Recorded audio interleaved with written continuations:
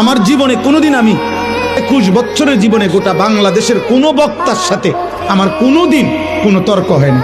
তুমি কও শুনছুনি জীবনে কোন বাংলাদেশের কোন বক্তা কোন লাইনের কারোর লগে আমার কোনো ঝামেলা না,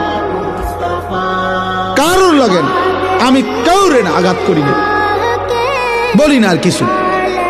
আমি কিনতাম ভাই, আমি কথায় কথায় 1 লাখ টাকা চ্যালেঞ্জ করে কিনতাম, 1 লাখ টাকা গরিব দুঃখীরে দিলে বা লাভ হবে না।